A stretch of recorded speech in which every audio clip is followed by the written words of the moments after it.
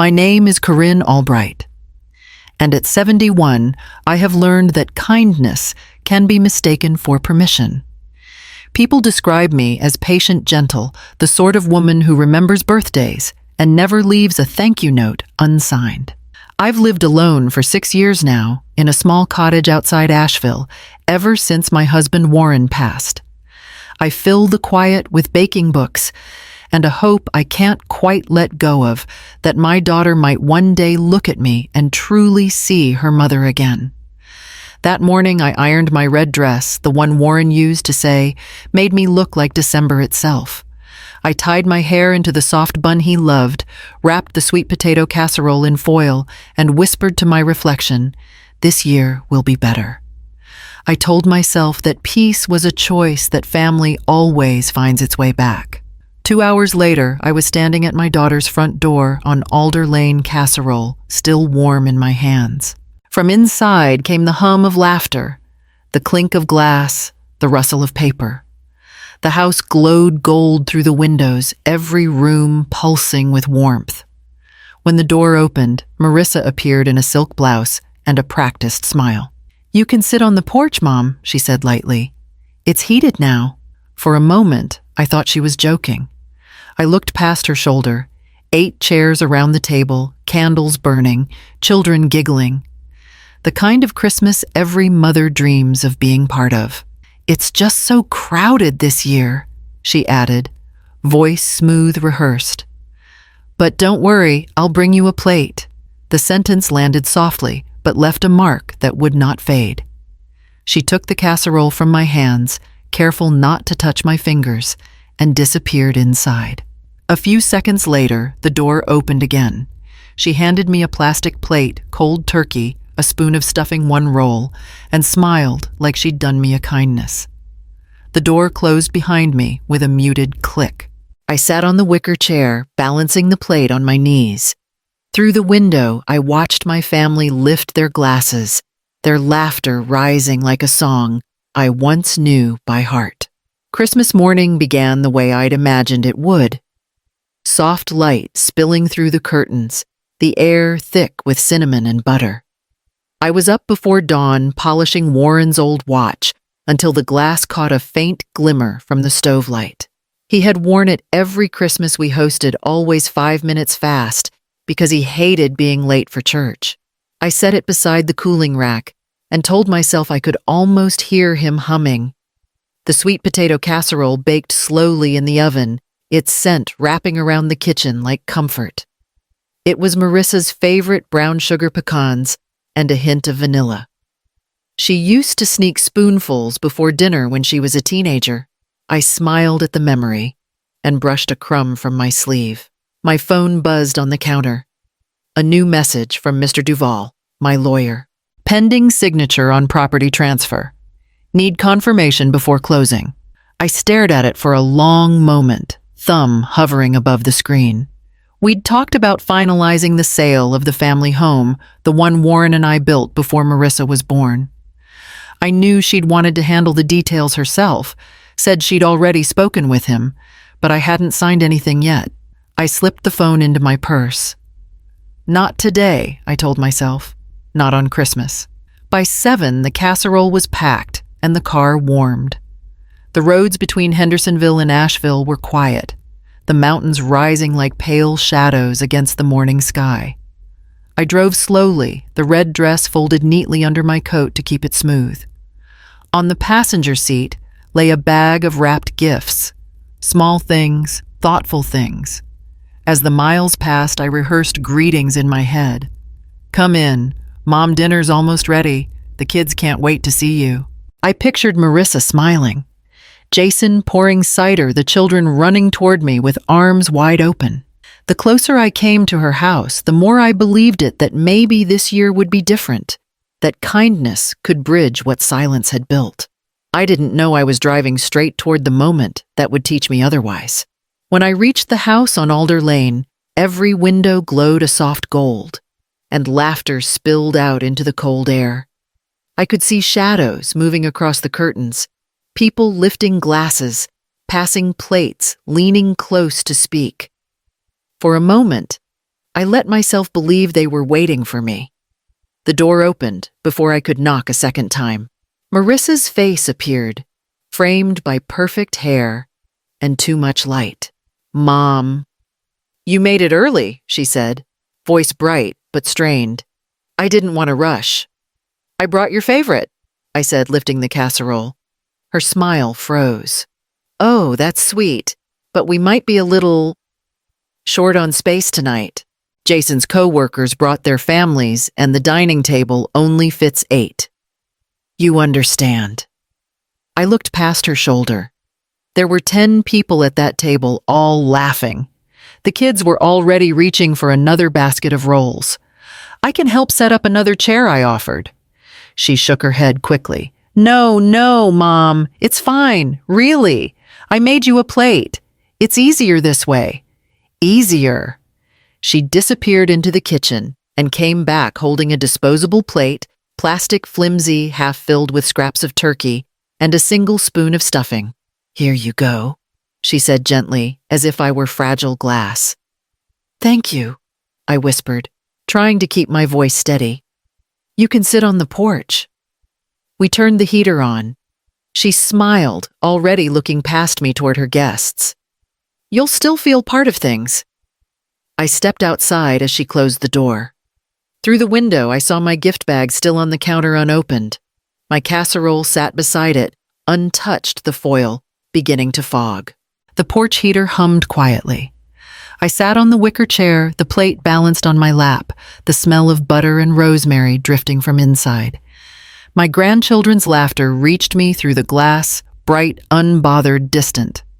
I took one small bite of the cold turkey, but it turned to dust in my mouth. Behind me, the door opened again. Marissa's voice floated out. "We'll bring dessert later, Mom." Then the click of the lock followed. The light inside stayed warm, but none of it reached where I sat.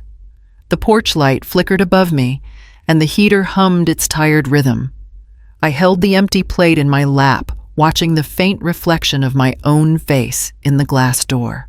Inside, Marissa leaned across the table, laughing at something Jason said. Her hand rested on his arm, her nails painted the same shade of winter red as my dress. My hands were shaking, though I wasn't cold anymore. Maybe it was anger, or maybe it was memory. I thought of the house she lived in now, how I had written the first check for the down payment. Warren had just passed, and I'd told myself helping her start fresh would give my own life meaning again. The amount was large, nearly $200,000, but she had cried when I offered, and I wanted to believe her tears were gratitude, not relief. When Jason's first business faltered, I covered his loan for 6 months, transferring money quietly so their mortgage wouldn't slip into default. They had thanked me with dinner, once pizza eaten between phone calls. "Mom, you don't have to worry about us," Jason had said then, smiling like a man rehearsing kindness. "It's just temporary." Temporary stretched into years. Babysitting through late meetings, covering daycare, dropping off groceries. I'd filled their gaps so completely that they never noticed how many pieces of me were missing. Warren used to tell me, "They'll thank you one day, Corinne. Love always circles back." Maybe it did for him. But for me, it circled into silence. Through the window, Marissa passed a dish of mashed potatoes to a guest. Her laugh sounded easy, unburdened. I wondered if she remembered the night she moved in after college crying because her first job offer fell through. I had held her and promised, "I'll help you stand." And I did. Every single time. The wind brushed across the porch, stirring a napkin that had fallen to the floor. I bent to pick it up, pressing it flat with my palm. "Maybe I mistook silence for grace," I whispered, barely hearing my own voice. I left the porch when the laughter inside rose to a second toast. The night air bit at my face, but it felt cleaner than the warmth I'd just stepped out of. I walked to the car, slowly casserole dish, still wrapped and untouched in my hands. When I set it on the passenger seat, the foil crinkled like paper surrendering to silence. Inside the car, I turned the key halfway, letting the heater groan awake. My phone buzzed again in my coat pocket, the same notification that had arrived that morning. I opened it this time. From Duval and Marks, attorneys at law. Subject: Albright property title, pending confirmation. The message was short. The title of the Albright house is still under your name. Need confirmation before closing. Below it, 2 attachments waited scanned forms dated 2 months earlier, requesting joint ownership with Marissa Hayes. I tapped the first file. There it was, my signature curling and neat, beside one that looked like mine but wasn't. The second page listed a forged date, the kind of careful deceit that pretends to be trust. My breath caught, but I didn't tremble. I remembered that afternoon clearly. Marissa had come by with a stack of papers and a cup of coffee, telling me it was just bank authorization for maintenance taxes. All routine, Mom. Jason already signed. I had signed too, barely glancing at the fine print. The lawyer's note sat above the attachments waiting for my decision. I scrolled once more, rereading the line, "Still under your name." A warmth spread through my chest. Not joy, not relief, but something steadier. Proof had a temperature of its own. I saved every file to my phone, then backed them up to a folder labeled House Original. My reflection flickered in the windshield, the red of my dress faint under the dashboard light. Behind me, the porch glowed softly, still full of voices that no longer reached me. I looked at the message again, then locked the screen. My hands had stopped shaking. I finally knew what was mine. I hadn't turned the car on yet when I saw the porch door open. Marissa stepped outside, her voice cutting through the cold like a knife wrapped in velvet. "Mom, you're still out here." I rolled down the window halfway. I was just about to leave. She crossed her arms, the shimmer of her bracelets catching the porch light. "You didn't have to rush off like that. Everyone's asking where you went." "I doubt that," I said quietly. She sighed, feigning concern. "Look, I know tonight was awkward. We had more guests than expected. It wasn't personal."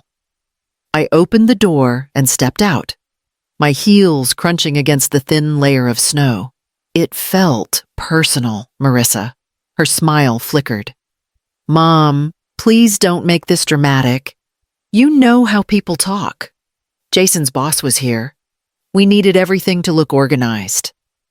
"Perfect," I finished for her. She blinked. "You're reading too much into this. You know I love you." I studied her face. She looked so much like Warren when she lied. Eyes soft, voice low, hands restless.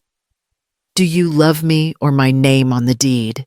For the first time all evening, she froze. The words seemed to land heavier than I intended. "What are you talking about?" she said a little too fast. "I got a message from my lawyer tonight," I said evenly, "about the Albright house. Seems my signature shows up in places I don't remember signing." Her face drained of color. "Mom, that's ridiculous. I would never, I know I said. You'd have Jason do it instead." Something sharp flashed in her eyes. "You had your time, Mom. Maybe it's time you let the next generation handle things." I took a slow breath, feeling the cold air settle into my lungs. "Maybe it is," I said, voice steady. "Then my time starts again tonight." She didn't speak. Behind her, the door stayed open, warm light spilling across the snow between us. I stepped past her toward my car, leaving her in the glow she'd built, standing alone in it. The car door closed behind me with a soft thud. For a moment, I just sat there, my hands resting on the steering wheel, the faint echo of Marissa's voice still ringing in my head. "You had your time, Mom." I turned on the dome light and unlocked my phone. The screen glowed pale against the dark, the same message from Mr. Duval still open. I scrolled down to the attachments, the forged forms, my copied signature, the transfer request. Then I tapped forward. My fingers moved slowly at first. Years of habit made me second-guess every word I wrote, every step that might be called ungrateful. But the silence I had lived in had taught me something protecting others had only ever meant losing myself. To M. Duval, duvalandmarks.com, CC Marissa. Hayes at Jason. Hayes at. Subject. Please consider this my confirmation. I attached the documents, added one line beneath them. These are not my signatures. I wish to retain full ownership and request immediate action. I stared at it for a moment longer, feeling the weight of those words. Then I pressed send. The sound was barely a click, but it felt louder than anything that had come before. I looked toward the house on Alder Lane. Through the wide kitchen window, I could see them raising glasses still bright and untouched by consequence. Then almost at once, several phones lit up across the table. Marissa reached for hers. Jason's face changed, first brows furrowing, then eyes narrowing toward her. I didn't wait to see the rest. I started the engine, the quiet hum filling the car, like a heartbeat finding its rhythm again. Snow had begun to fall, dusting the windshield with white. I turned onto the main road headlights, sweeping across the dark stretch of mountain ahead. For the first time that night, I exhaled fully. The air no longer hurt. My hands were steady on the wheel. Behind me, the porch light grew smaller, dimmer, until it disappeared completely. By the time I reached the end of Alder Lane, the world behind me had already begun to fracture. Through my rearview mirror, I caught the faint blur of lights shifting inside the house, shadows moving too quickly, voices cutting short. Then the laughter stopped altogether. I pulled over near the small stone chapel on the corner, its bell tower half hidden by the snow. I turned off the engine and sat there in the quiet, my breath fogging the glass. Somewhere behind those walls, the evening I'd spent years pretending for was unraveling thread by thread. Inside that house, Jason would be reading his phone. I could almost hear it play out, the pause before his question, the disbelief in his tone. What is this Marissa, he'd ask the guests going still around him? I don't know, she'd say, reaching for him. It's nothing. He'd hold up the screen. Your mother says these aren't her signatures. You told me the house was already transferred. The noise that followed wouldn't sound like family. It would sound like fear. Chairs scraping, murmurs rising. Someone whispering, maybe we should go. I could see the coats being gathered, the polite excuses, the front door opening to let the cold in. I closed my eyes, hands resting on the steering wheel. The chapel bell struck once, then, again the sound soft and distant, steady as a heartbeat. My phone buzzed against my coat pocket. I looked down. Jason? I didn't know. I'm sorry for tonight. I read it twice before typing my reply. You will do what's right. I pressed send, set the phone aside, and leaned back in my seat. Snow was beginning to fall harder, tapping gently against the windshield. For the first time that evening, I felt no heat of anger, no rush of victory. Just the stillness that comes after a storm has chosen its side. The porch light behind me no longer mattered. I had my own quiet now, uninvited, but entirely mine. Dawn came, pale and quiet, spilling over the curtains of my small cottage outside Asheville. I woke before the alarm the way I used to when Warren was alive, and we'd take early walks before church. The kettle hissed softly on the stove as I measured out coffee, letting the smell fill the kitchen. It was the first morning in years that didn't feel borrowed. The laptop on the counter chimed. I wiped my hands and opened the email. From Duval and Marks attorneys at Law Subject Albright Property. Final confirmation. The first line read, transfer request voided. Ownership remains solely under Corinne Albright. All related accounts secured. I sat down, resting my hand over my chest, feeling the slow, steady rhythm beneath my palm. No fireworks, no celebration, just breath. Another notification appeared, a message from Marissa. I'm sorry. Please talk to me. I stared at it for a long time. The words looked unfamiliar, as if written by someone who wasn't sure what apology meant. My fingers hovered over the keyboard, uncertain whether to erase or reply. Finally, I typed, "In time. Respect first." Then I pressed send and closed the laptop. The sound of the email sending was quiet, almost tender.